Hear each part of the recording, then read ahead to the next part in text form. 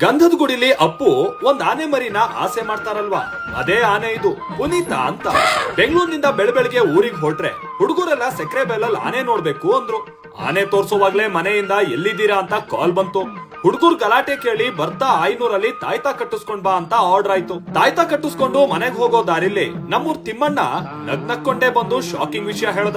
ಗೌಡ್ರು ಫೋನ್ ಮಾಡಿದ್ರು, ನಿಮ್ಮನೆ ಹೀಟಿಗ್ ಬಂದ್ ಸಣ್ಣೆಮ್ಮೆ ಮನೆ ಬಿಟ್ಟು 1 ವಾರ ಆದ್ರೂ ಇನ್ನೂ ಬಂದಿಲ್ಲ ಅಂತ. ಬೈದುವೆ ಚಳಿಗಾಲ ಬಂದ್ರೆ ಎಮ್ಮೆ ಹೀಟಿಗ್ ಬಂದು ಕೋಣ ಹುಡ್ಕೊಂಡ್ ಹೋಗೋದು ಮಲ್ನಾಡಲ್ಲಿ ಮಾಮೂಲಿ. ಆದ್ರೆ ಹೋದ್ ಎಮ್ಮೆ ವಾರ ಆದ್ರೂ ಬಂದಿಲ್ಲ ಅಂದ್ರೆ ತಲೆ ಬಿಸಿ ವಿಷಯನೇ.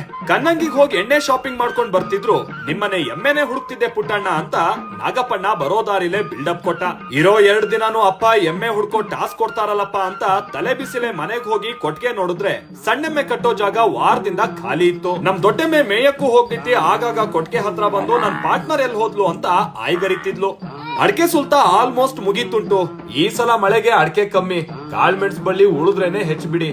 ಆದ್ರೂ ಅಡಕೆ ಸುಲ್ತಾ ಮುಗಿಯೋ ಟೈಮ್ ನಲ್ಲಿ ಕರ್ಗಟ್ಲಿಗೆ ವ್ಯವಸ್ಥೆ ಮಾತ್ರ ಜೋರಾಗಿ ನಡೀತಾ ಇದ್ರು. ಎಮ್ಮೆ ಬಂದಿಲ್ವಲ್ಲ ಅನ್ನೋದೇ ಎಲ್ರಿಗೂ ಬೇಜಾರು. ಅಲ್ಲಿಗೆ ಮಾರನೇ ದಿನಾನೇ ನಾಗಪ್ಪಣ್ಣನ್ ಜೊತೆ ಟೀಮ್ ಮಾಡ್ಕೊಂಡು ಎಮ್ಮೆ ಹುಡ್ಕೋಕ್ ನಾನು ರೆಡಿ ಆದೆ.